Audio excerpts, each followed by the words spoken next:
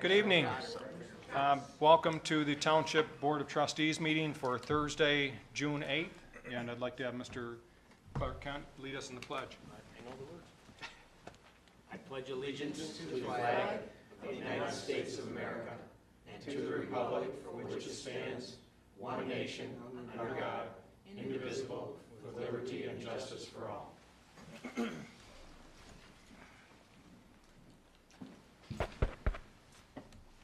We'd like to welcome everyone, and first off, want to get an approval for the consent agenda items before we have approval of the entire agenda. So moved. Support. Motion support, all in favor? Aye. Okay, moving to the approval of the entire agenda, is there a motion? So move. Okay. Second. All in favor? Aye. Okay, any opposed?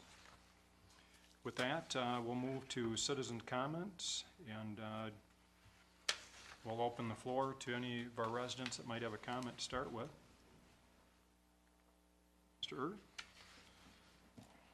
Good evening. Good evening. Ed Ert, 7212 Border Road. Yeah, I just wanted to comment, I was here on Tuesday, and our assessing department, Becky, does an excellent job. I've had issues before with her, not with her, with assessing. They're always straightened out right away, no problem. Great. So I just wanted to tell you, she does a good job. And the mosquito people are here today. They do a fantastic job too. It's a lot better than the advanced people we had 15 years ago. Thank you. Fabulous. Thank you, Mr. Erd. Okay. Welcome. Hello, Scott. If you want to give us your name and address. Scott Kane, 7030 Porter Road. Live just down the street from Ed, my new neighbor. Okay. I'm here this evening. I'll try to only take up 3 minutes. I talked to Kathleen about this ordinance that we have, General Ordinance 023, the fireworks ordinance that was instituted just after the state of Michigan said it was legal to shoot fireworks off 3 days around a holiday. So what I really want the board in Grand Blanc Township to do, because for the last 4 or 5 years I have had fireworks at my family gatherings at my house in the township, and up until this year I've been inside my legal rights to do so. The 4th of July this year, as everybody knows, is on a Tuesday. So, which means according to the letter of the law in Grand Blanc Township, the only days you can light off fireworks are Monday, Tuesday, and Wednesday. There are plenty of other townships in the state of Michigan that have also created ordinances to minimize days that you can light fireworks off. And for instance, I'll just read one real quick. This is from the township of Lake Orion, which basically has the same ordinance, the same reasons that Grand Blanc Township did for alcohol and minors and all those other instances, which is a good law, a good ordinance. But it also states, fireworks will be permitted during the hours of 8 p.m. and midnight on the Friday and Saturday immediately preceding and immediately following the 4th of July holiday. So I ask the board, if anybody knows if a holiday is on a Tuesday, most likely the weekend before, the weekend after, you're going to be having parties, you're going to be going to parties. For the record, if anyone is not aware, there are 99 fireworks displays on the 4th of July this year on Tuesday. There are also 49 displays on Saturday the 1st.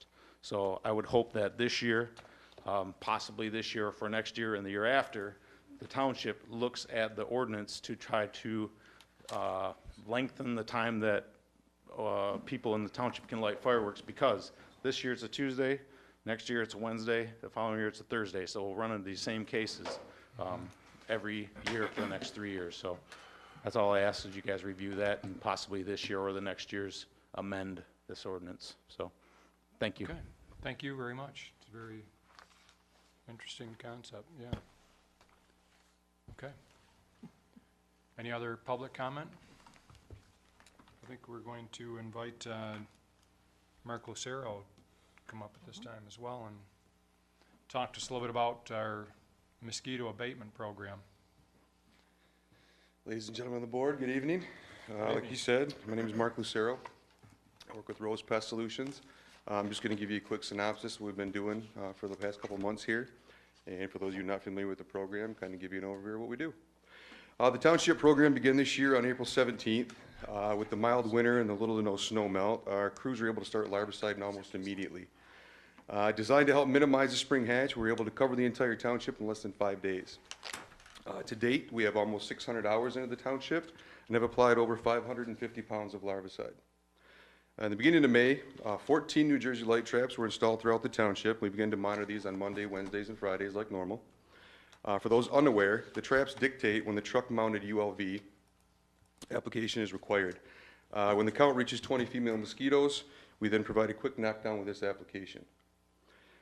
On June 7th, we have not had to use the ULV yet this year. This is comparable to the same time as last year, which is good news for you guys. If you recall, last year was a pretty dry spring. We had 70% more rain this year than we did last year at this time, with a 43% drop in call volume at this time, which tells me we got a pretty good jump on the season and drastically reduced the hatch numbers. Now, there are still some localized issues that we're dealing with. Our techs are out there, but a great start nonetheless. Early May, we utilized 24 technicians to apply a 5-month per cat larvicide to over 6,200 catch basins throughout the township. These will cut down on the breeding sites and eliminate them as a mosquito breeding site throughout the township for the entire year. And our focus going into June and July, now that the spring hatch is behind us, are the container mosquitoes. And source reduction is our biggest defense against this.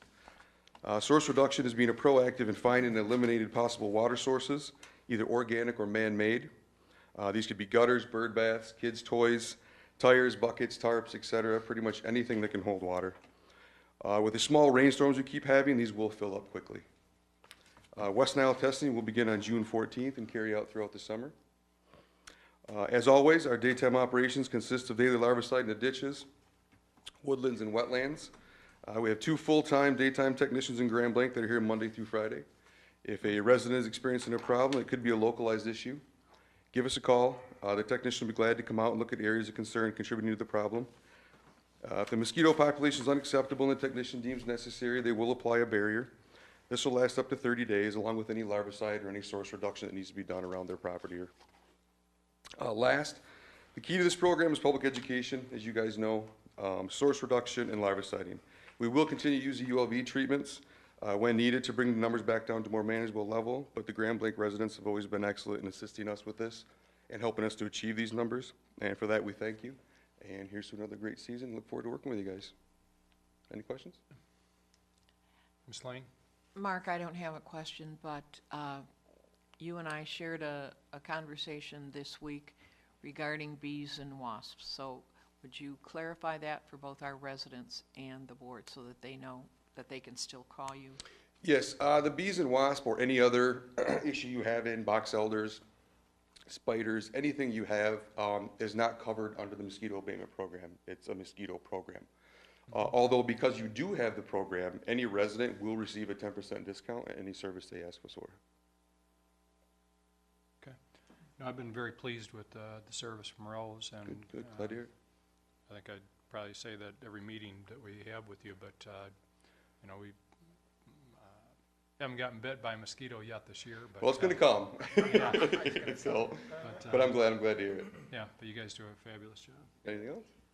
Yeah, Mr. Thomas? Mark, is there, when you did your presentation a few months ago, Sure.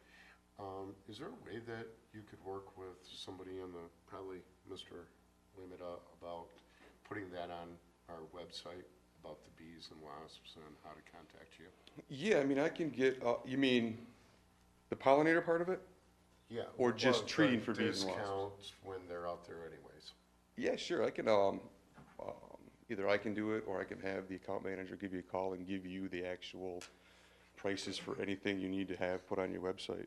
I mean, we can look at all of it. Sound good? Okay, okay, sure. All right. Anything else? Okay, Right. thank you, Thanks, Mr. guys. Lucero. That will move to the approval of the minutes, and I'm not sure if you want to approve all of them as a group or individually, but I'll entertain any discussion or motion. Ms. Lane? Mr. Chairman, I showed the board on Tuesday night a correction to the CDBG monies for the water, and we're over in the Jefferson Street. I showed you the amendment to that particular motion because we're using scenario 3. So even if you approve them as a group, that amendment will be included with the regular meeting minutes of May 23rd. You want to make a motion? or- Motion to approve the minutes, May 9th, May 11th, May 23rd, including executive session. Support. Okay, there's a motion and support. All in favor? Aye. Any opposed? Okay, moving to our future positioning. We have with us this evening Plant Moran, and they are going to go through our comprehensive annual financial report. And welcome. Thank you. I'm Joe Heffernan, taking the place of Dave Helisek, who apologized. He was not able to make it tonight, but when he asked me if I'd be able to help, I told him I'd be thrilled. I used to work with the township more than a few years ago. I know Clark and Kathy both remember me, and so I won't embarrass them by telling them how many years ago I used to work with the township. At any rate, I want to reiterate just a couple things. We're presenting the annual financial report, but it is not Plant Moran's. That comprehensive annual financial report is put together by your finance department. It's a great document, got a lot of information in it, and it represents the work they've been doing 365 days a year in keeping the accounting records. And all we've done is really perform an audit of those numbers. And what an audit's doing, really, there's two parts to an audit. The first part is we look at the internal controls. So those are in English, those are the checks and balances you'd have in place that would try to prevent any errors in those financial statements or the general ledger, or detect errors that do occur so that they can be corrected on a timely basis. So that's the internal control part. And to the extent we see any deficiencies in that, we will report those to you in writing. The second part is we then look at a sample of the balances and transactions. We don't reperform every accounting transaction for the year. We look where we think there could be more risk or items that are more sensitive. Cash is sensitive. You want it to be right. We confirm it with the bank. So we get a strong amount of evidence on cash, but we might get a weaker amount of evidence on prepaids and things. So we look at where is there more risk, either because cash is always risky, or because there's estimating involved. Your net pension liability is an important number, even though it feels kind of esoteric to you, but that requires a lot of estimating involved, and that's why you hire an actuary. So we spend more time on that, make sure the data that was given to the actuary was good, that type of thing. So just to reiterate, we don't repeat every transaction that's occurred. We test that sample basis based on relative risk is what we do. And then as a result of doing those two things, we then provide an opinion on your financial statements as to whether we think that this is complete, accurate on a material basis, meaning there could be small errors that our audit is not designed to detect. If we do detect small ones, and we sometimes will, we always bring that to the township's attention to be correcting that. But we're designing the audit to detect anything that would be a larger error. And so the audit opinion that we have given you tonight would be the same that you have gotten every year in the past, which is that we think the statements are fairly stated. So again, that audit opinion is not an opinion that you're in healthy or unhealthy financial condition. It's that the financial statements do a very fair representation, the numbers are reliable, and they're presented the way the Governmental Accounting Standards Board has told you to present those numbers, so that when you look at a city, a township, a county, they're all presented using the same set of rules, and so they're comparable to each other and meaningful to the people looking at it. So that is the opinion that you'd want to have. Now, what does your financial position in fact look like? That's what Austin is going to take us through. And again, we asked him not to go page by page, but we've just got graphs like we have in prior years. And he'll take us through those charts, but you can feel free to ask Austin or the three of us. Michelle Lewis, of course, is also with us. Ask us questions that are deeper or not even on the graphs that you're looking at. We're happy to answer them. And when Austin's done, then Michelle will take us through the observation and comment letter that we had as part of the audit. Thank you. Good evening. As Joe said, my name is Austin Delacruz, and I will be presenting graphical information related to the audited financial statements. With you, you should have a small graph packet. They'll also be on the 3 screens surrounding us. Show space.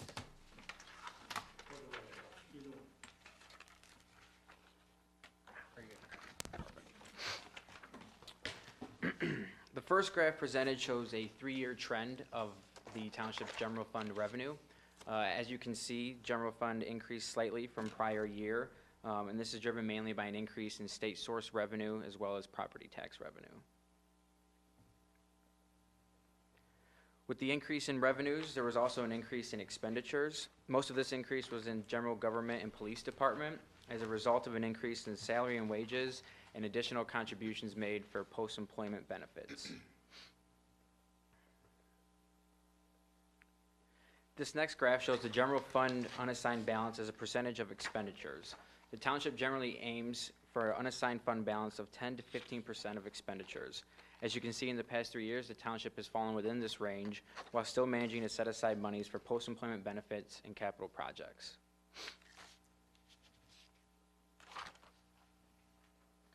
Other than general fund, the township has many sources of revenues and receipts.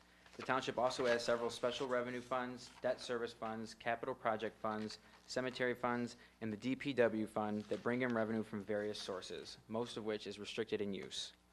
The township also has 3 fiduciary funds in which the township holds money in an agency capacity for either retirees or other governments. As you can see, this represents a majority of the township's receipts. However, the township only gets to keep a very small portion of this money, as you will see in the next slide. This is a graphical representation of what the township kept this year out of all of the tax levied. Of your typical property tax bill, the township has to distribute 35% to schools, 10% to the intermediate school district, 31% to the county, and 7% to community colleges. This leaves the township with only 17% on which to operate. If there are any questions regarding the financial information, let us know. If not, Michelle will present the Austin? letter to the board. Oh, Yes. The funny part was that I was just asking for a graph last night. Yeah. It was depicted right here on this page, so. Yeah. Austin, I Kathy? wanted to make sure that this pie chart that you provided, it says year ended December 31st, 2016, but that includes, I want to make sure it includes all the summer tax levies as well as the December levies. Okay. Yeah, Mr. Massey. Mr. Chair, I have a question. Not so much for you, but for the board.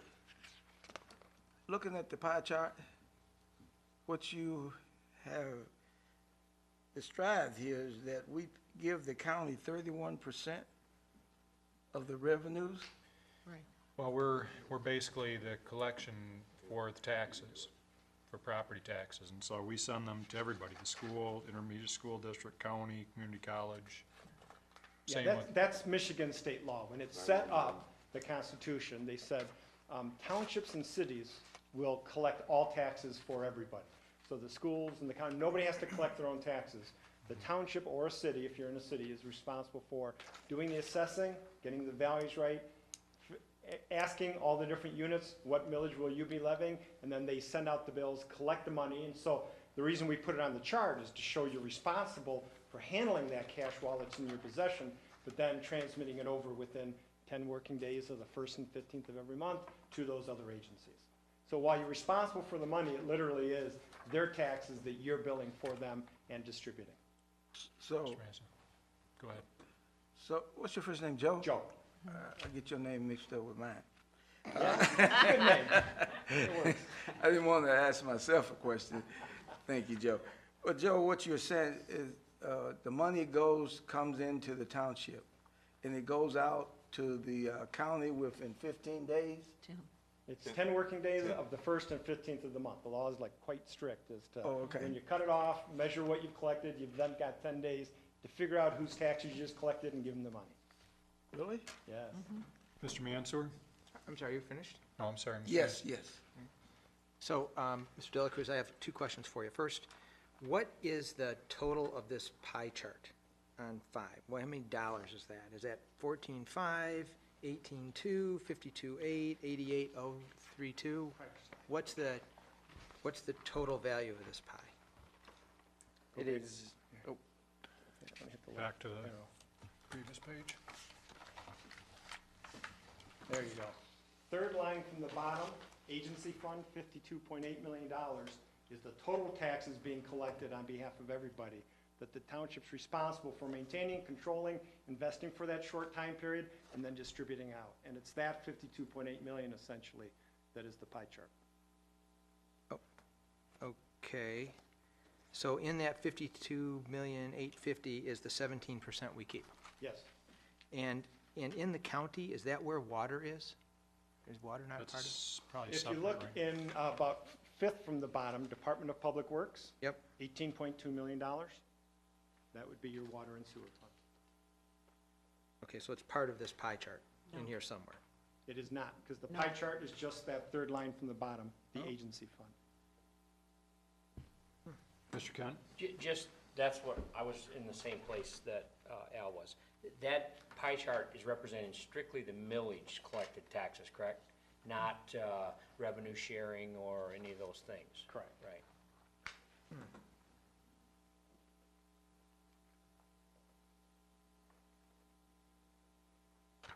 Do you have a question, Ms. Lane? I was just gonna make, this pie chart is what is so important for the residents to understand.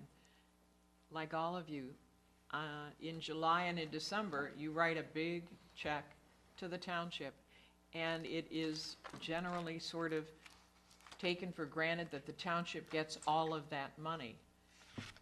Even though the tax bill that you get breaks it out, those abbreviations are something that the people don't look at. And this is what our treasurer and deputy treasurer have to work with and send out, not only to the county, Joe, but to the school district, the intermediate school district. It's all of those that we send it to. So Kathy is responsible for all of these? No, that's Earl and Nancy Stilson. What some role of does them. Kathy play?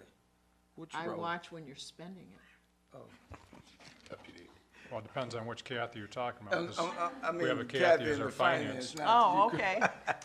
Well, we both watch it, but she has to get it all together. Yeah, not you, clerk. Excuse me, Okay. I have one more Yeah, Mr. question. Mansur? So, under the capital projects funds, I mean, I think I can tell where all this stuff comes from. Where does that money actually come from? Is it a tax? Is it money from an endowment? Is it do we know? I mean, So on your financial statement that you have, Mhm. on pages 70 and 71, page 71, or 70 is the debt service funds, 71 is your capital project funds. It's under the tab that says other supplemental information. And you can see that the majority of the income in that fund is a transfer in. And that's a transfer from your general fund for unrestricted monies that you've transferred from your general fund. okay.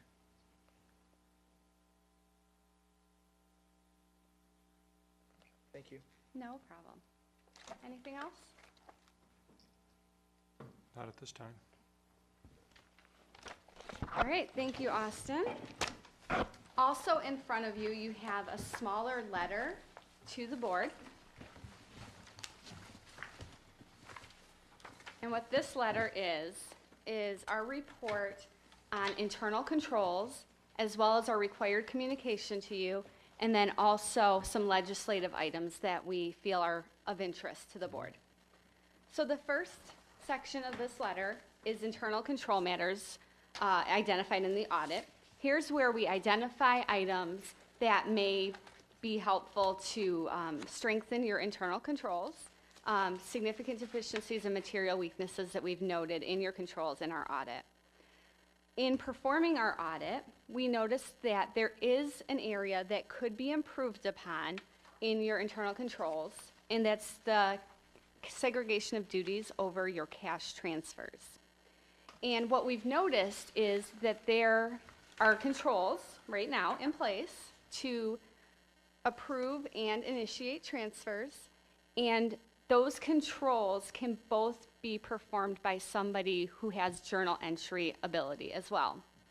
So proper segregation of duties would say that someone outside of the finance department who can't make journal entries to be able to move things in the books should be approving those transfers. Ideally, somebody in Treasury, the treasurer or deputy treasurer, would be the one to approve those transfers.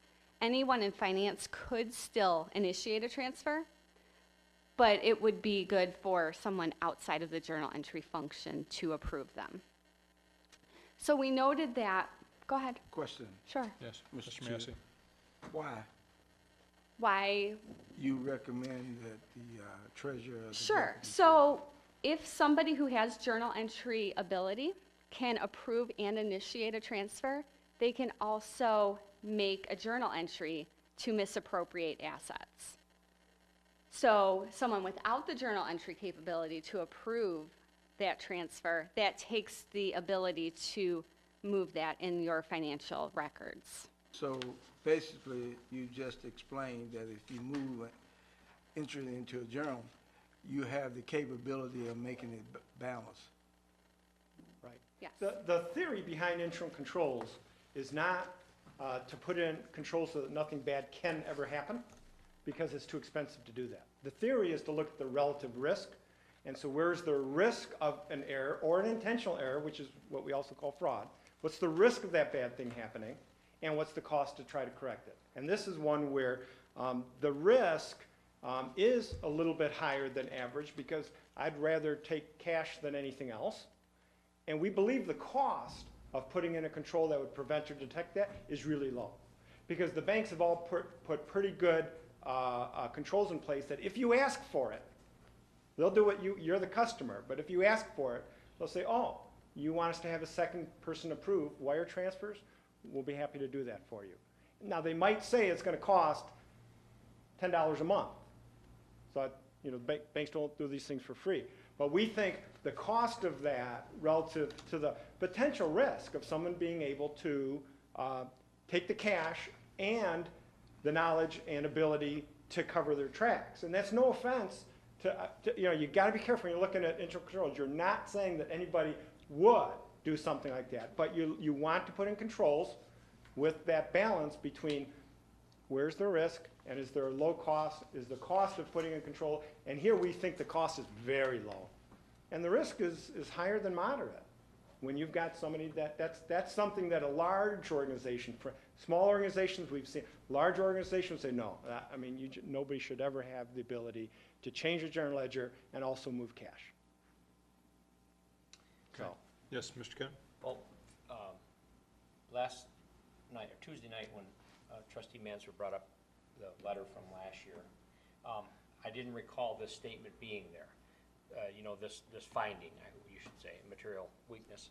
And I was right, obviously, thanks to him, we brought Mr. Lehman to put that letter in our correspondence, and it's not in there. Why would we, did Gatsby or something change, or why would we note that this year that we didn't in the past? So starting this year, there's been a greater emphasis on electronic transactions. Okay. So we did additional testing in relation to electronic transfer controls. Okay. And it's the electronic transfers that we noted that there was an issue. So this is happening with the times really changing. So through you, Mr. Supervisor, and Mr. Lehman, this is something we can shore up and correct. Yeah, so where we're at right now is Director Zostak is putting a new policy together to put those internal controls in. We had attempted to put the policy together so that the board could see it tonight when they heard this Yes. CAFR report.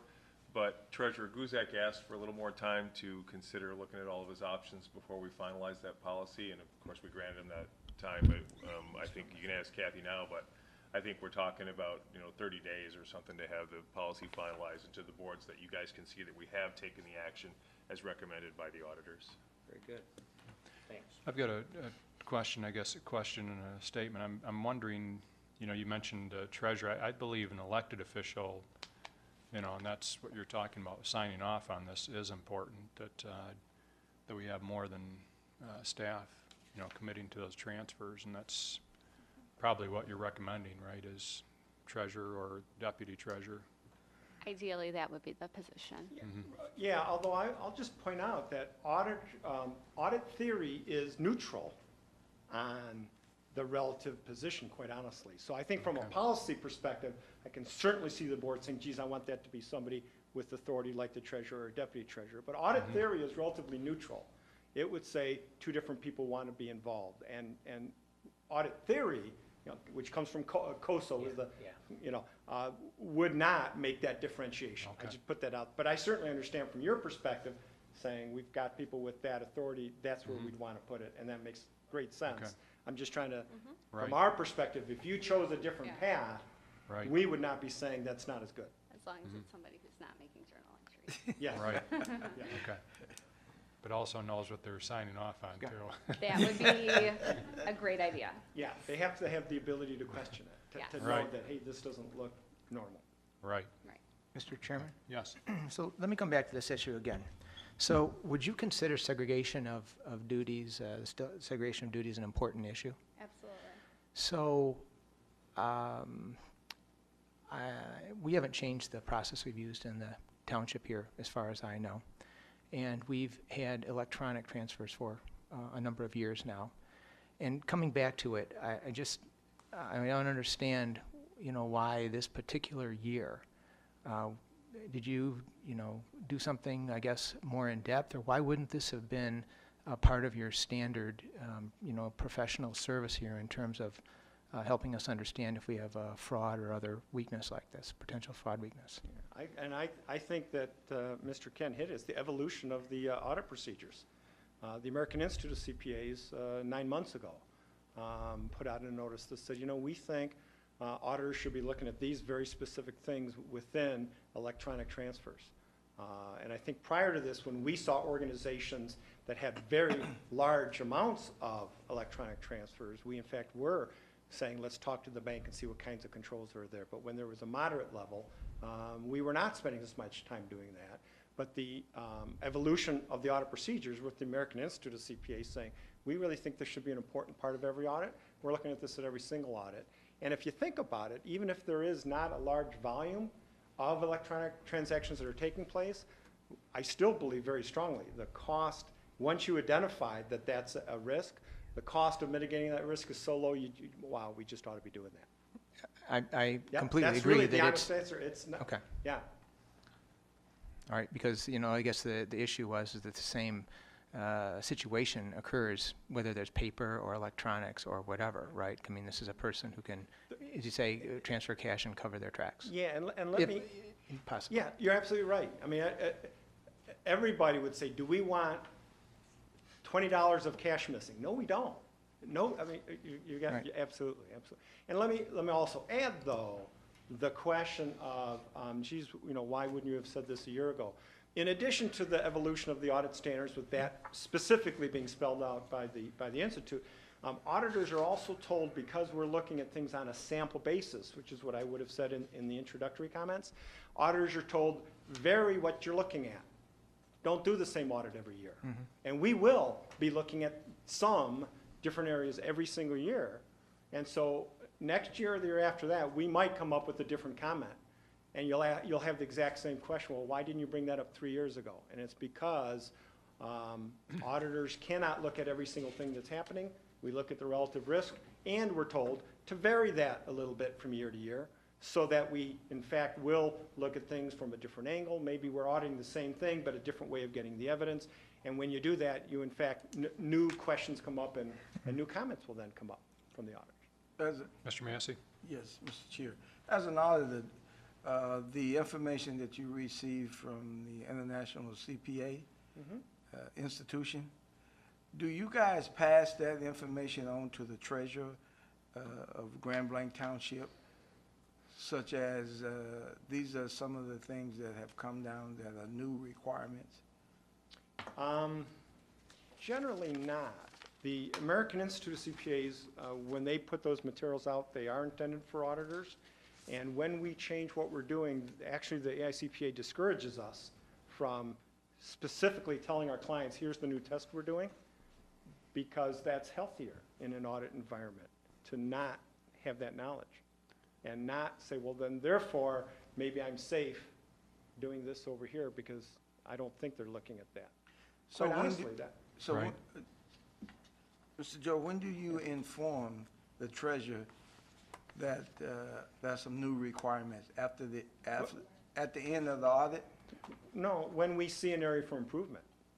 So if in fact we audit a different area that we didn't audit last year, and it looks like it's a 2 thumbs up, we generally don't have a discussion about that. Yeah.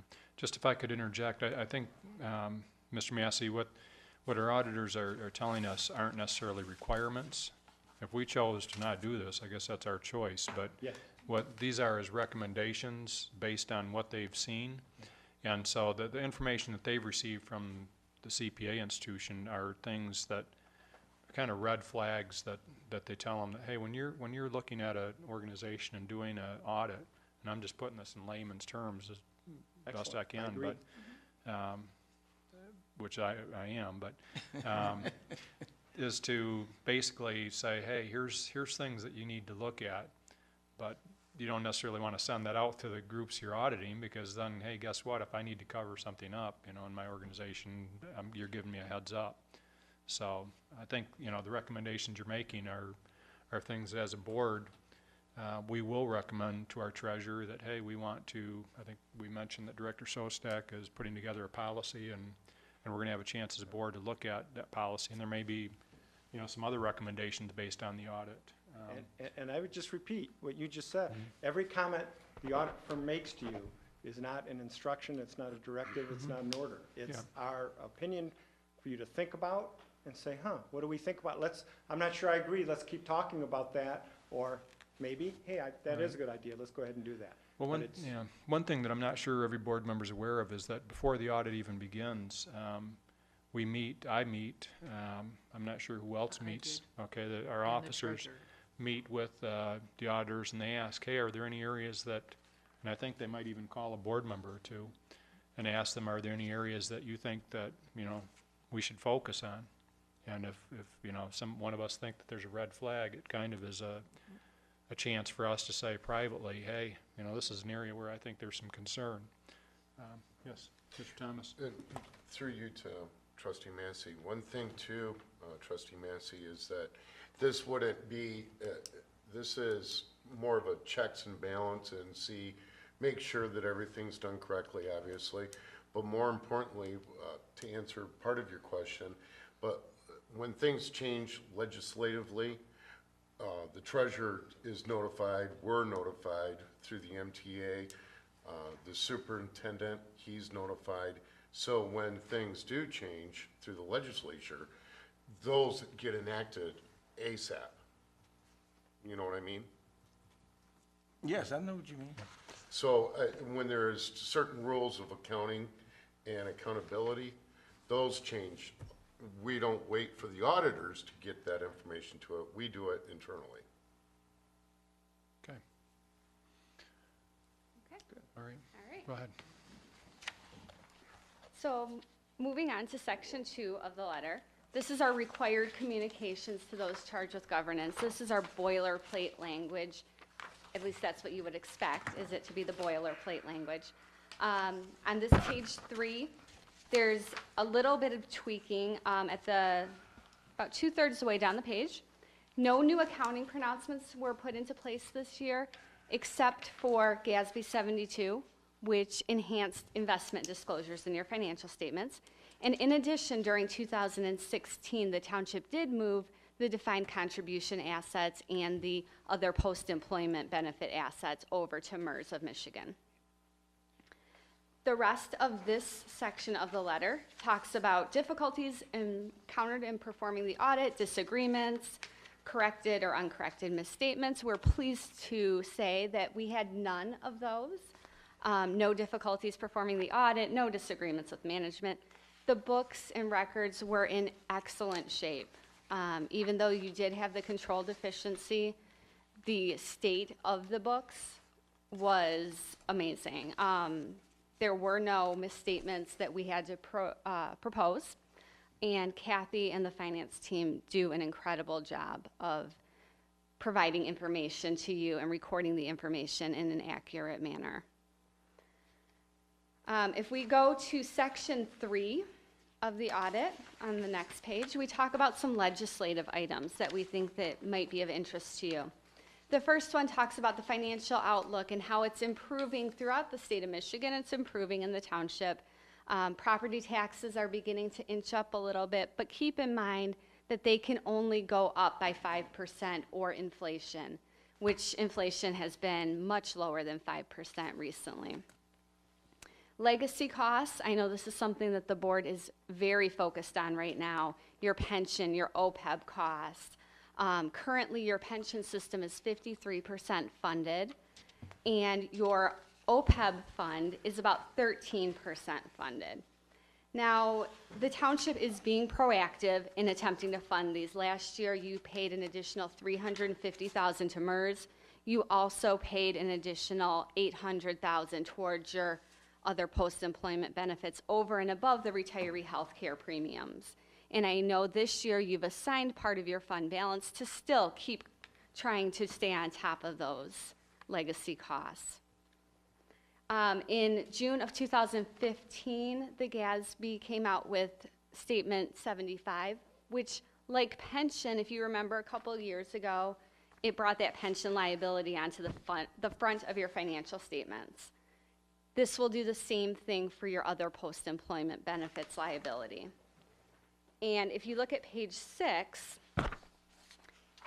if GASB 75 was implemented today, you would go off of the 12/31/14 valuation that you have for your other post-employment benefits, and your current unrestricted net position would actually go from $8 million positive to $14 million negative.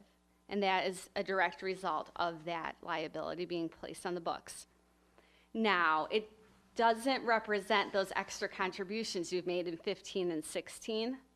So when you get your new valuation, those numbers would be reflected, and that liability may or may not be lower, especially since you can now use a higher rate of return that you are receiving with your new investment policy. If you look down this page at revenue sharing, we talk about the revenue sharing projections for 2017. You had that one-time payment of the city, village, township revenue sharing that was renewed, so you are getting that through September 30th of this year. On page 7, we talk about the personal property tax, and this year you started receiving reimbursement for your personal property tax. As Austin had mentioned, your state revenue sources went up this year about $300,000. And a large portion of that is that lost personal property tax from the LCSA. That included a 265% additional payment, and that was intended to happen just this year. It is probably going to happen next year. It's something that the state has told us not to count on it being that high because they are evaluating how they're allocating that to the communities. How much was I'm sorry. You go ahead. How much was the LCSA? It was $308,000.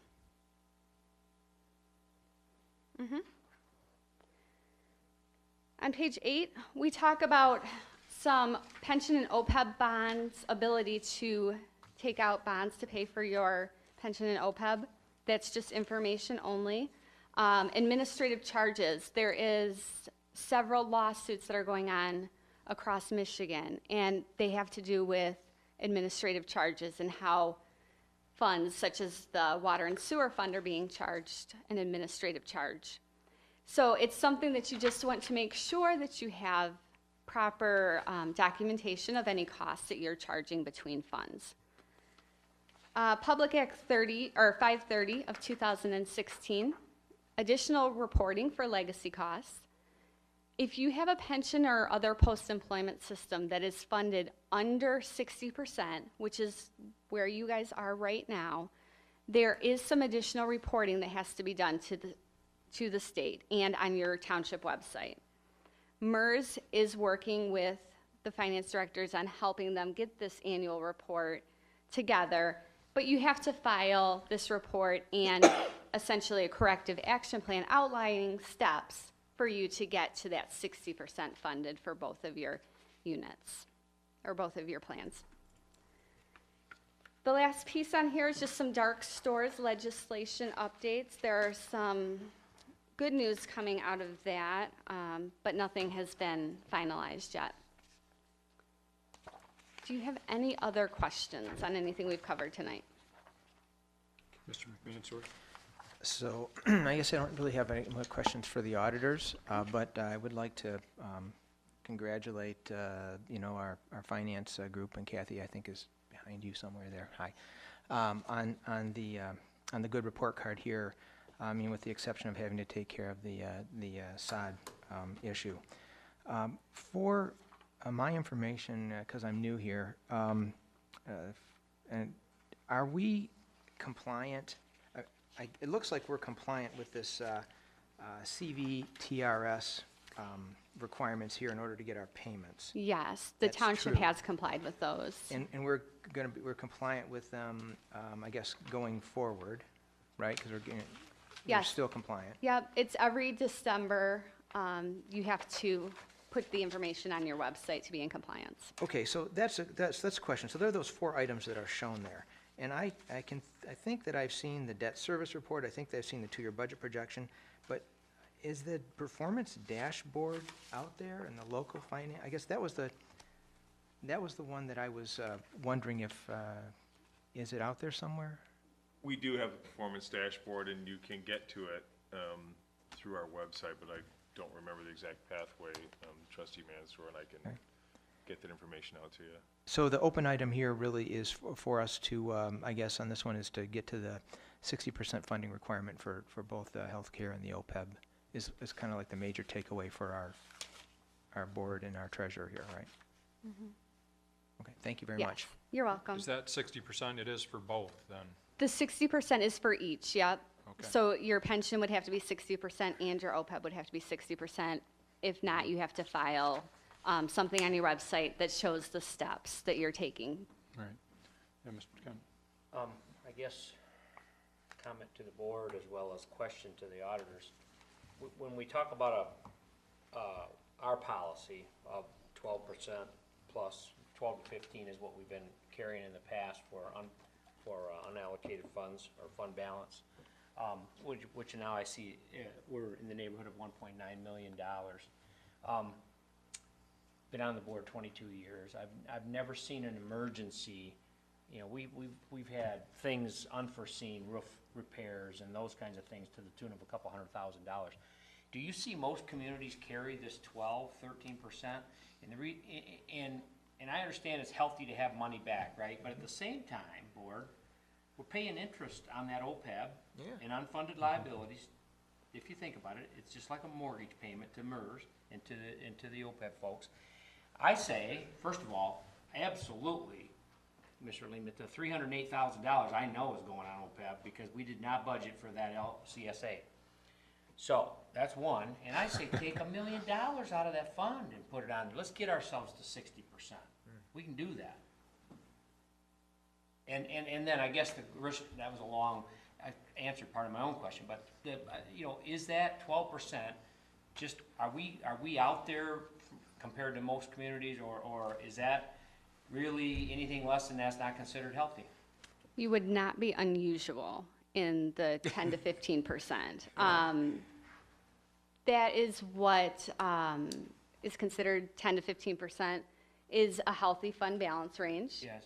You want to make sure that you have that money in case you do have emergencies and also for day-to-day cash flow purposes. But it's absolutely a board decision, and what number is right, it's up to you. It's your level of comfort. Yeah, here's what I'd like to add to that, is it's really hard in a vacuum to throw any number out Yes. that will work for most or all communities. The right way to make that decision, Kathy's probably gonna yell at me, so I'll turn my back to her, it is to do at least a 3-year financial forecast, maybe not on a detailed budget. Yes. You see these 3-year budgets, and that's a lot of work, but I've seen it a 1-page 3-year forecast or a 5-year forecast. You almost have to do that, in my opinion, to be comfortable saying, here's how much fund balance I think we really need, and I think we have an extra $1 million to do this other thing with. I think the road you're going down is perfect, let's look at that. And I think the right way to do it is not to look at the percentage, because I don't think there is a set percentage that's good for everybody. 13 happens to be what the state's choosing, that if you're below 13, that's a mark, you know, they've got those 10 marks if you're in fiscal distress. But that's not, that was based on an MSU study that included every city in Michigan and township. And it, you know, one size doesn't fit all. A 3-year or a 5-year financial look forward forecast gives you a lot more confidence that you either do or you do not have, or how much you'd have excess to do something like that with. As a final comment to that, then, if you will.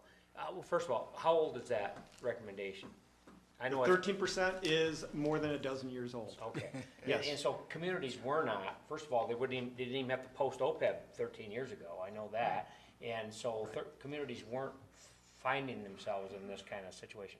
But I liken this to a person going out and borrowing $1 million at 6 or 7% interest and putting it in the bank at 0.9% interest. Because really, if you guys think about it, that $1.9 million, that's right where that's at. It's in a 1.5. If. You guys saw the statement, the financial statement. That's the best we're getting, right? 1.25. And we're paying our assumptions through our OPEB and our MERS retirement is 7.5 or 8%. Come on. You're right, you're thinking Yes. about the right way, absolutely. When I talk to someone about, do you want to issue pension bonds? Yes. And that's a risk, issuing debt. I'm not suggesting you should. But when you talk through that, that's the discussion that you have, is that money that comes in from the bonds, you're going to pay 3.5% or whatever, but you're putting it in now Yes. to start earning that 7.5 or 7.25, whatever it's actually gonna earn over the next 10, 20, 40, it starts earning that today. Yes.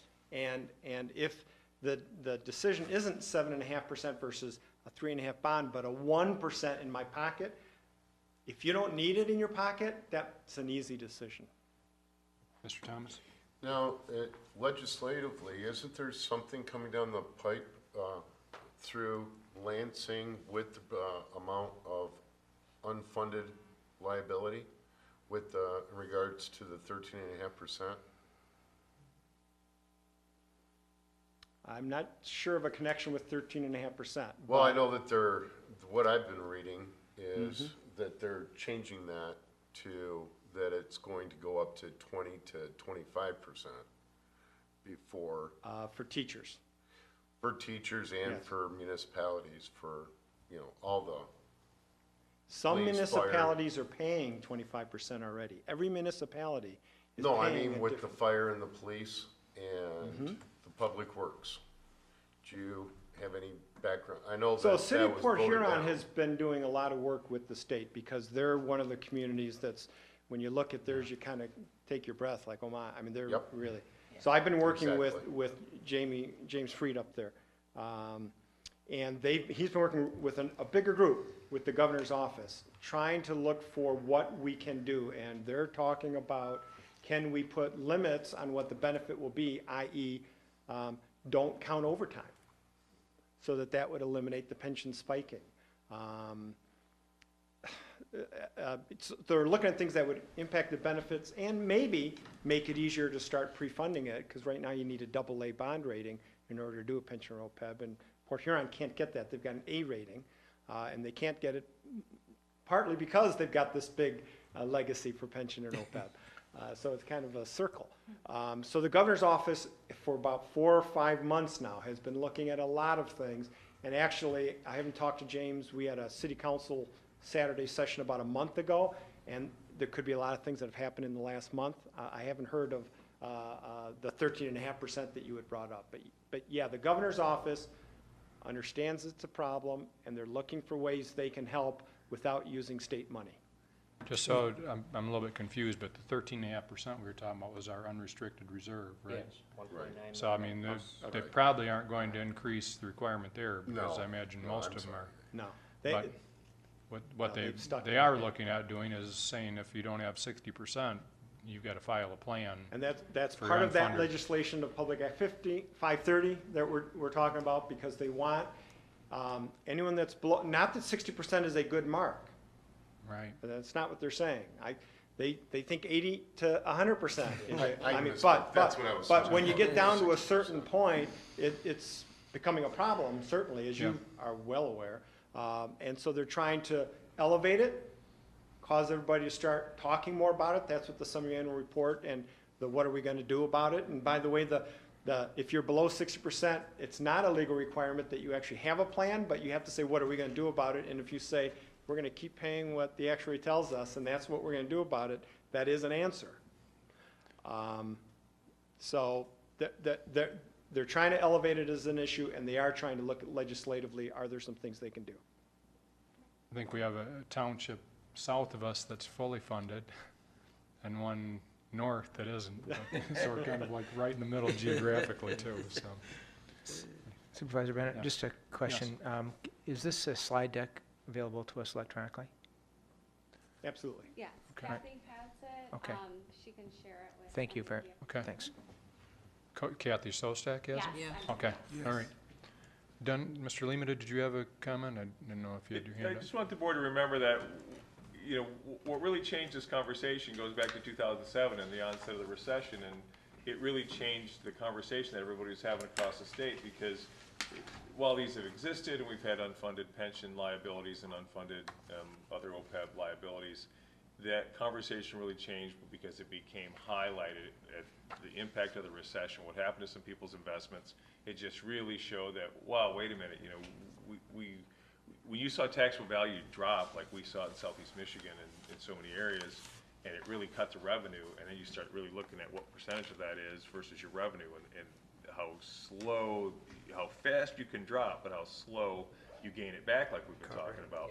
That really changed the conversation. So that's why you're seeing the reaction from MERS, for example, who suddenly are like, if you're less than 60% funded, we need to know what you guys are doing about it. We're on a list at MERS that says, why aren't you guys at 60% funded yet? What are you doing about it? What are you gonna do to change it? And so that conversation changed, and that's why you're seeing the GASB reforms, you're seeing those come out and say, let's get this thing out in the public and talk about it. We all knew we had them, and it was a little dirty little secret, but we didn't have to show it in our books. And now we really got to get it out and talk about people and say, what are we going to do about it? And so this is good. This is a positive thing, actually. Okay. All right. Anything else? Well, that's all for us. I, again, want to thank the Finance Department on the great work that they did in making the audit run as smooth as it did. We're in and out of here in about 3 weeks, and the finance team is very helpful, and everything went very smoothly. So thank you to both Yvonne and Kathy, and thank you all. Thank you. Thank you. Okay. Supervisor Bennett, before Yes. we move on, since Director Zostak's here, I'd just like to have her comment to the board about the professionalism of working with Plant Moran, so that you guys know what it works both Absolutely. ways here. And Kathy, if you Yeah, wouldn't mind. please do so. Yeah, just like Dennis said, it does work both ways. We have had no issues. They've been very helpful. You know, any sort of questions we've ever had, very quick response. Yeah, I've enjoyed working with them. I think my staff has as well. Yeah, like I said, we enjoy Plant Moran, and I know one of the other benefits too is they have the history, and, you know, I've been here almost 3 years now, but, coming in, they were very helpful, especially my first year, providing me with a lot of documentation, because they do have that historical background as well. Yes, Mr. I know Khan? this is kind of like, after you already closed the door, now I'm trying to, but I guess it's a good time because Kathy's up here as well. One of the things I didn't notice after years and years of a material weakness was the cemetery stock that had been left, donated to cemeteries. So either through Kathy or maybe through you, Mr. Supervisor, to Mr. Laddie, did we resolve that? Because I didn't see that as a weakness.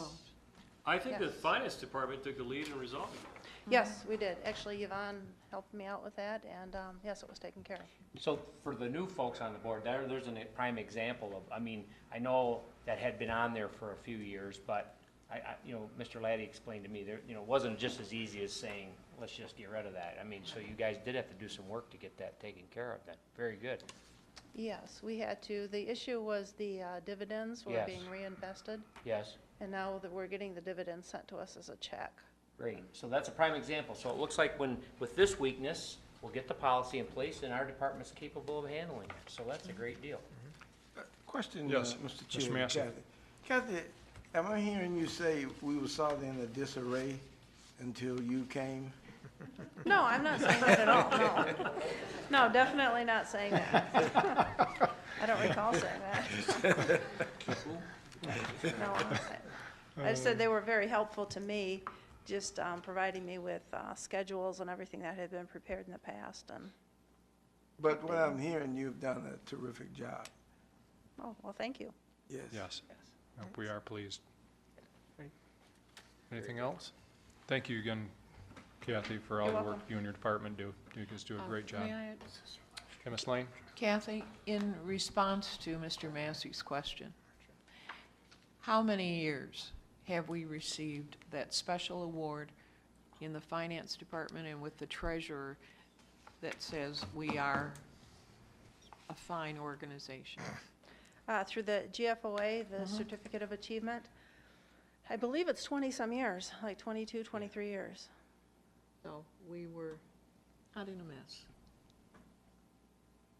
And we're getting better still, And so, there's always room Yeah. for improvement, but right.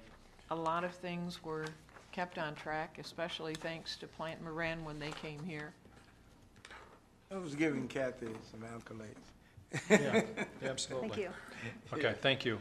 And thank you very much for the audit. And we'll be meeting with our Director of Finance to go over possible policy, and we'll be looking at that at one of our future meetings, Mr. Limita, probably our next meeting, maybe? The policy, I think or? we'll see it within 30 days. I mean, like I said, Treasurer Guzak asked for Oh, some yeah, time, right, and within I our- think we were starting okay. to move on, so within 30 days, it will be Okay. before the board. All right. Very good. Travel home safely. Thank you. Nice seeing you again, Joe. He's retiring in a couple of weeks. Throw it in the office in case somebody, so Get a new consultant. You're gonna ask? Yeah, we can find out. Okay. One of the questions was, Mr. Limita, do we have an annual contract with the auditing firm, or is that something, a 3-year contract, or? It's an annual agreement, and, I mean, we talked about it last year even, going out and, you know, throwing it out there to see. We know that there's probably, if we do that and we put an RFP out, we can probably find one that would be less expensive potentially. But at the same time, you have people who have a track record with us, who know us, and the way that it goes, if you do change that first year, it will be a much longer process and much more disruptive because they have to come in and They're much more expensive. get through it, you know, and it's like, these guys have been, I mean, there's a reason that they're the size they are in the state of Michigan, it's because of the service that they deliver. But Okay. at any time the board wishes, we'd be happy to put something together. Sure. If we're gonna do it, we need to get it done soon because it has to go out kinda like in the first half of the year. Right? But Okay. my experience, Mr. Chair, Yes. my experience has been when you start dealing with finance and you start sending out a RFPs. request for information, you're asking for a bigger problem, okay, as you have stated. Now, if you're having a problem with your current auditor, that's totally a different story. But if you're not having a problem, and you start sending out RFPs, you're really gonna ask for a problem. Potentially, yeah. Well- Yes, you have that potential. Well, we can Things always going entertain it south. if anybody wants to, but at this point, we're going to continue. Okay, going to our operational issues. The board will consider a motion to approve a 3-year contract with HydroCorp to conduct the Township Cross Connection Control Program as regulated by the Michigan Safe Drinking Water Act and our township ordinance for $99,240. Authorize superintendent to execute all related contracts and documents. So moved, Mr. Chair. Okay, there's a motion. It's been seconded. Any discussion? Mr. Massey, or Mr. Mansour? I got a question here. So is it going to be necessary for us to make a budget amendment in order to accept this cost? No. There's no budget amendment that will be required, because if we look at where we were operationally and how much money we had and what we spent year to date, because it's still coming out of the actual chart of accounts, what we've put in there for operational expenses, you know, it's never exact. We didn't have this in here exactly like we were gonna spend $99,000 on the cross-connection program, but the money that we had on there based on our projections and based on prior years, this will not require, it's coming out of the line item that is appropriate for it. There is budget in there. It will not require a budget amendment. We don't have to move any money or look into fund balance in order to pay this bill. And then the other question I had is, from the time we met 2 days ago, I think I've seen an amended proposal that basically has spreads the $99,240 out in even amounts for 3 years. Yeah, I was wondering if we should put that in the motion as well, that I would support that amendment. the dollar amount on a monthly basis. You can, and we did get it out to all the board members, so Right. that scope of work that was sent out, Director Sears did work with Hydro Corp to make sure that we cleaned up any of those confusing, because of the way they had their original one sent to us versus what he had agreed to them. So this new scope of work that was sent out to the board could be included in your motion. What was the dollar amount per month, Mr. Lemata? $2,757 for an annual amount of $33,084. So 2,757? 2757, yes. Okay. Be included in the motion, I'm sure. Okay. Mr. Chair. Yes, Mr. Massey? Mr. Chair, as this stands, Hydro Corporation, I cannot support this because this ties us in with KWA, it ties us in with the Flint water crisis.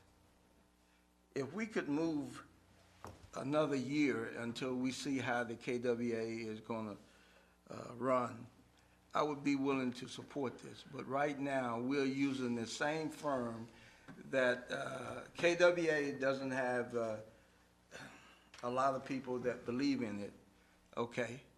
KWA, this is my personal opinion, is having some internal problems.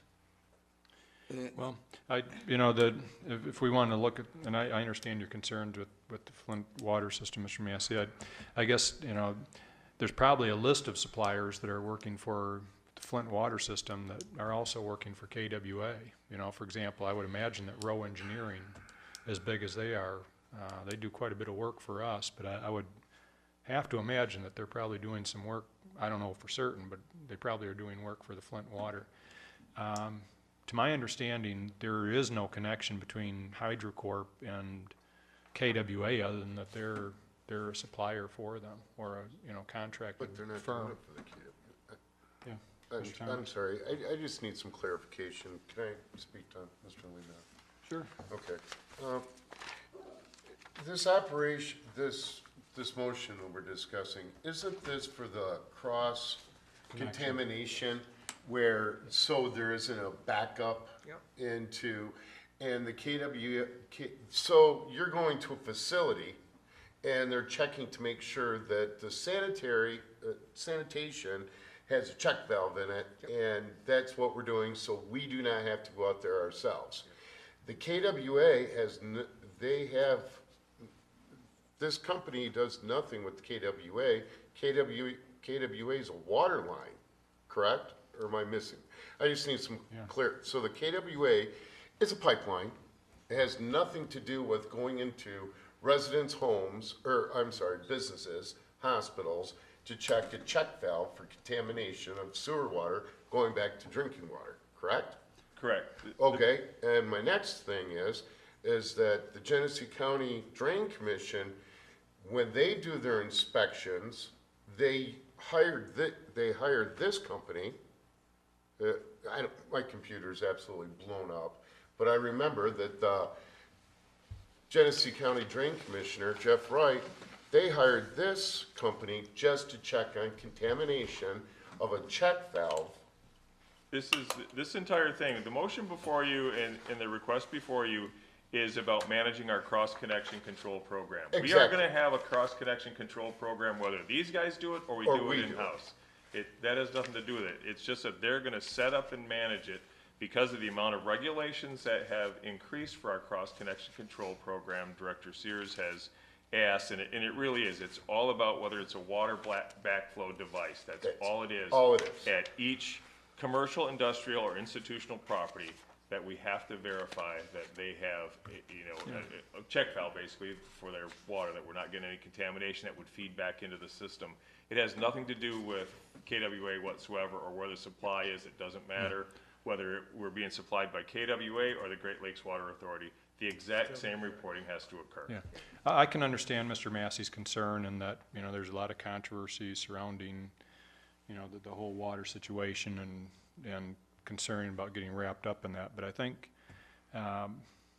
we're using there's a limited number of people with this technology, expertise that deal with things like this. I mean, we use row engineering there, and they're widely used throughout the county. And I think the list of references that this Hydro Corp provided had other municipalities besides, the Genesee County Drain Commission. There were several other municipalities. So I don't think, there isn't any reason for them to do anything untoward towards us. I mean, they want to do the best job they can for us as well as any other community. Mr. So, Chairman. yes. And another point is that right now, with these inspections, we're doing it ourselves at 100%. We're doing it through our DPW, if I remember, I'm still having.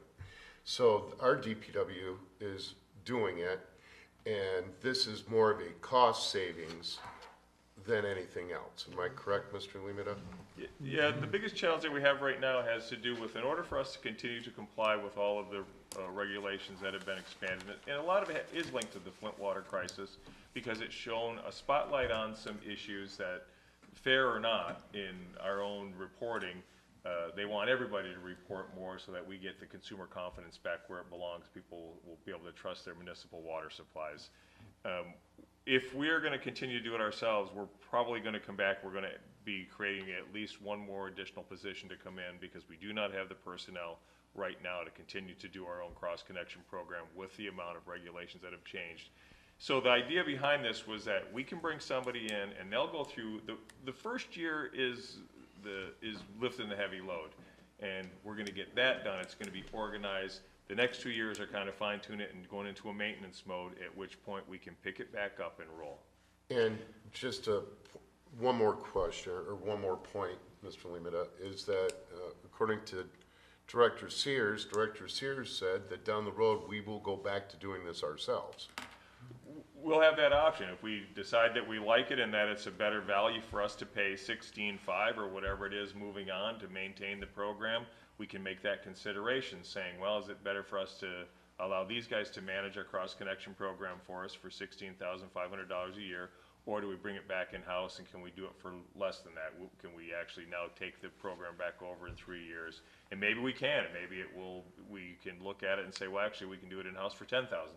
Yep. And in that case, we would absolutely take it back in. And again, this is for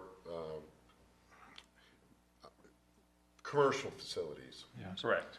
I think one of the things, if I could interject, is that, whenever we look at contracting out a service, is to, you have to weigh, what are we getting versus doing it ourselves?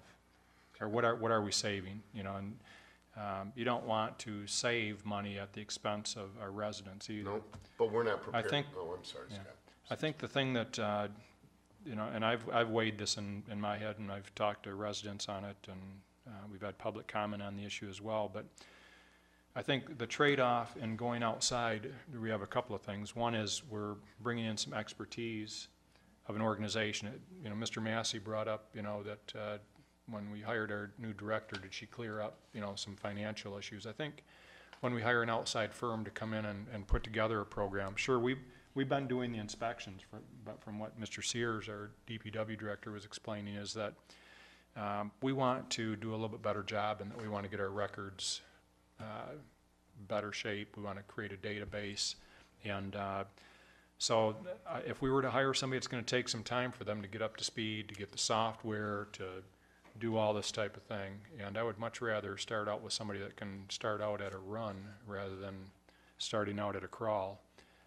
And then in 3 years, it might be advantageous for us to continue with the company if it's $16,000 a year versus hiring an employee to do it. I don't know if, the union would go along with that or not, but, those are things that you have to weigh, but we aren't at the 3 years yet. But I know the initial cost looks crazy, but I can tell you that hiring an employee is gonna cost as well, so. Well, I think Mr. Massey had his hand up first, and then I'm not Mr. Thomas. convinced yet that this is the right way to go. I have one question. We're gonna keep working on you. I have one question for the superintendent. Okay. I understand very clearly what you have said, but I would like to know, do you think 100% that this is the way to go for the township? Absolutely. Why? Because right now, I know that from a workload standpoint of what we have in our DPW, we operate pretty lean. When you look at the amount of regulations that come on us, typically you have to look at that from an administrative experience. Our administrative staff in DPW consists of somebody who's basically on the service counter, and we're down that position right now. It's posted. We have a project coordinator who works in there who does a lot of this kind of work and manages this, as well as a variety of other programs and reporting responsibilities. And you have to have an inspector that also physically goes out and inspects. Again, it's not, and I think Director Sears did a good job of explaining the other night, you just don't go out and run through and inspect 678 commercial properties all at once. You have to go in, they're not there, you reschedule, you come back, it takes place over the course of a year. But we don't have the personnel right now. If we're gonna do this, then we're gonna add personnel. We have to. There's no way that we can do what they're asking us to do at the current time.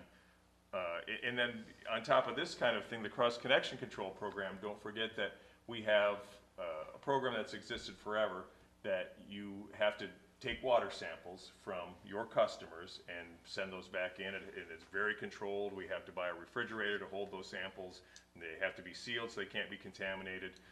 We ask volunteers to do this for us. We ask those volunteers to, you can't run water, flush toilets, anything from, 11 o'clock at night, and we want the first draw in the morning, and this is how long it has to run for, and this is, you have to get the water then, and we need to find 60 more volunteers than what we used to have because of the Flint water crisis.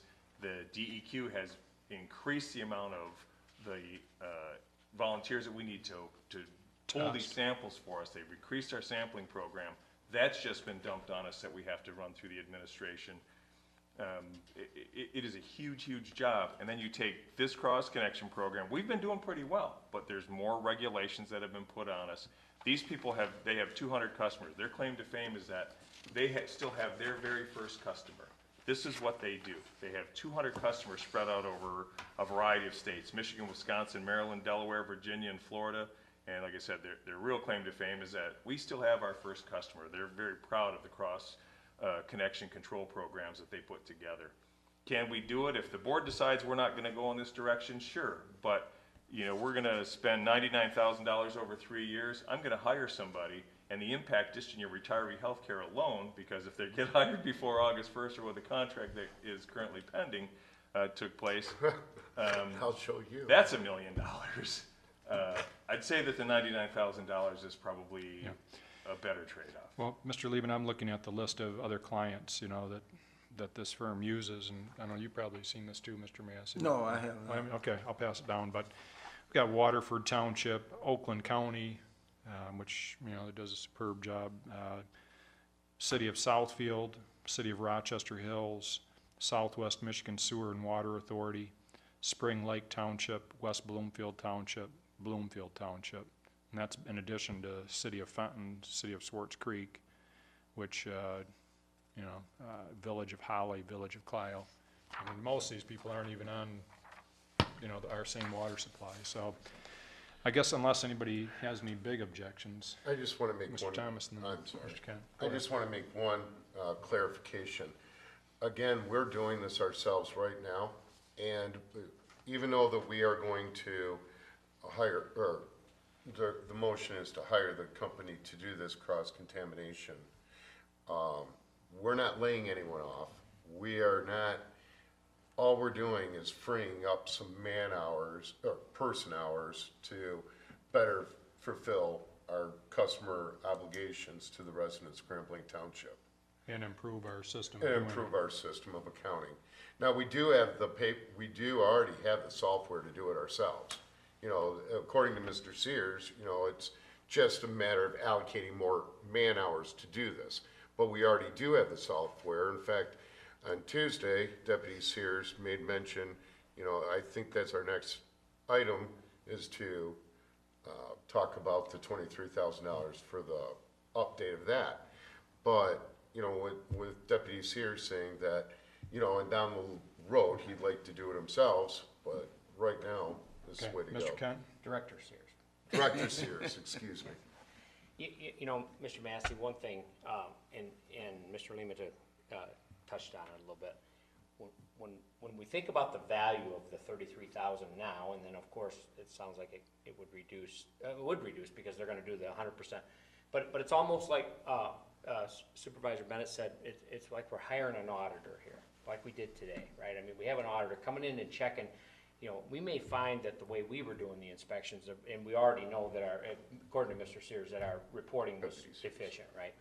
But if you look at the healthcare cost to hire an employee, and Mr. Lima's comment about the liability on post-employee benefits as well as retirement liability would be greater than the 30, if the person worked for free, it'd be greater than $33,000 a year just to bring one person in this building. So, Mr. Mansour? So I just want to make a, I guess, kind of reiterate a point from Tuesday, that the reason for going out and doing this and having to add this additional cost is because we have to make up for some unfunded mandates of some additional required testing. So it was mentioned earlier that this might be some kind of a savings, and let's be clear, this is not a savings. This may be an avoidance in terms of hiring a person here, but it is a straight-on add to the township's cost. That was Thank you. mandated, yes. Yes. Yeah, and I can tell you this, as I mentioned on Tuesday, that there aren't too many municipalities around us that are happy with having additional mandates, because, you know, we've been operating fine, our water's been fine. Exactly. But because of our neighboring community having issues with water, pretty much the whole state is having to undergo these requirements, so. Yeah, what's that? Can we vote? Can we vote? Yeah. Call for the motion. Okay, so we've had, I don't know, is there any additional concerns you have, Mr. Massey, that? No. Okay, all right. And I understand, you know, that this is an issue that's, you know, been very at the top of everybody's list in our community, you know, as far as water quality, so. Okay, so there's a motion that was seconded, I believe? Yes, Madam Clerk? Okay. All those in favor? Aye. Any opposed? Okay. And I think as we go through this program, we've had some public comment on looking at, you know, charging for this and what have you, but we're gonna have to. Mr. Chair, Yes, one Mr. Massey. question to the superintendent. When will this go into effect? We'll sign the agreement, and they will start to gather the information, be ready to move, so it will go into effect immediately. They'll be prepared to start gathering the information. They're gonna have to come and work with us. They get all of our customer accounts, they do all that, then they start to put together their notices, their game plan of when they're gonna go out and start this program. So it will be as soon as they can get in here and get start gathering the data. Okay, thank you. Next issue on our operational issue is board motion, we'll consider a motion to approve 2017-2018 CityWorks software annual support and license agreement for an amount not to exceed $22,000.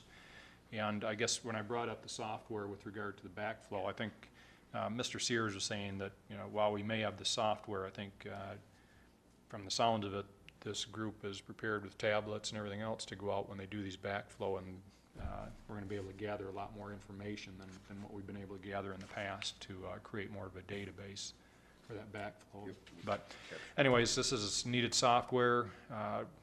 Prior to using the software in the past, we used paper, and this is much more efficient, keeps a track record of where we're going. Mr. Lima, do you have anything you wanted to? No, this is really just the annual maintenance agreements that they keep it up to date, and CityWorks has really made us so much more efficient. Without, you got to remember that our service techs would have to go out in the field. If there was a question, they needed some additional maps, they'd have to drive back and go to GIS and have them print an additional map so that they could go back out there again complete it, right? Bring in the paperwork from their work order, turn it in, grab the next work order, head back out. I mean, this was so labor intensive. This CityWorks is real time. They can access this on phones and tablets. One has a laptop, and it's made us so much more efficient that you can pull up the information right now. Not only do you have that work orders, but you have all the history at your fingertips. I just, before we go on, I just wondered, does anybody have any concerns with this? Otherwise, we'll entertain a motion. I don't have a concern. I move that we approve the 2017-2018 CityWorks Software Annual License Support Agreement in an amount not to exceed $22,135, authorize superintendent to execute related purchase orders and documents. Okay. Support. Okay, support by Mr. Thomas. Any other discussion? All those in favor? Aye.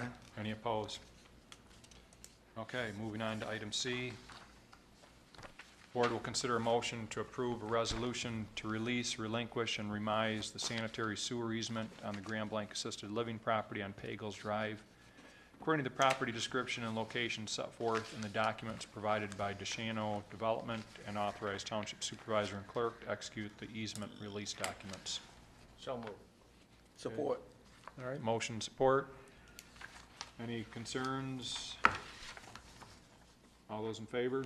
Aye. Any opposed? I guess on our agenda, just a reminder that, you know, what we're hearing from the community isn't necessarily to create a whole new agenda at this part of the meeting, is more or less just to state things that you've heard, and we will look at our future agenda and see how they fit in.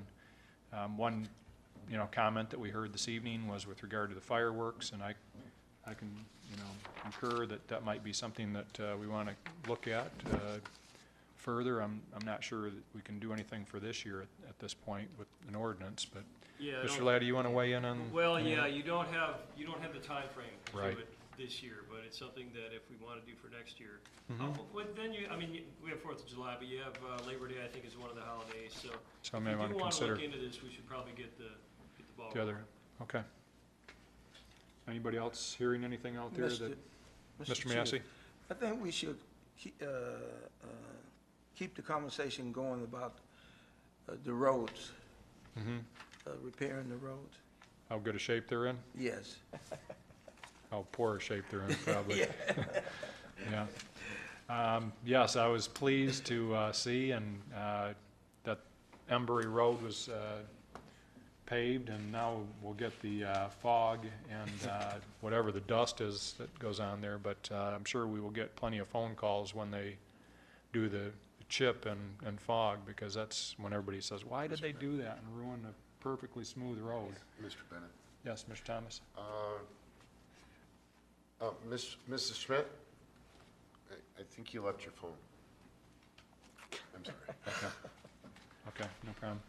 Ms. Lane? I would like the board to know that with Embury Road being under construction on Wednesday, they prohibited our garbage pickup for the people along that road. And I talked to Jason, and as soon as the equipment got out of there later in the afternoon, Jason and then Tara went back and picked up all the garbage. So I wanted you to know we're getting excellent service, and they are accommodating where there's construction going on, and nobody notifies them and they have to react. So they're still there to serve. Very good. Anybody else hearing anything in the community that we should be aware of? We did, just to let you know, we did get a request to close a street, and I thought we might have it on the agenda tonight, but I was able to talk with the road commission and get it approved. But there's a young girl that I think McKenna's squad, everybody's seen the signs, and is struggling with some health issues, and so anyways, their party is going to go on without any hitch. They've agreed to allow them to close off the cul-de-sac, but one of the things just to be aware of, that if anybody wants to close off a street, they should work on it early, because the road commission does require some approvals, and it does take a little bit of time for that to happen typically. And it does require township board approval as well, Mr. Chairman, I found out. Yeah, and talking with the road commission, they said that they could pass on it this time. So, anything else that we're hearing? Otherwise, Mr. Laddie, We do have a closed session, if you will allow, and it's to discuss labor negotiations and also a written attorney opinion. Motion to go into executive session to discuss labor negotiation and an attorney opinion. Okay, is there a second? Support. Okay. All those, Okay. well, Roll Mr. call. Well, Mr. Mansur, did you Yeah, have? just a quick discussion. This meeting is a time, I mean, this Thursday meeting is usually when we have the commission reports. I noticed that wasn't on If you the want to agenda. submit them in writing, Okay. we're taking them in writing, but if you Okay. have something you want to. Nope, that's fine. I just wanted to, okay, Okay. thank you. All right, so it's a roll call vote. Ms. Lane? Mr. Kent? Yes. Mr. Massey? Yes. Mr. Thomas? Yes. Mr. Mansour? Yes. Myself, yes. Mr. Chairman? Yes.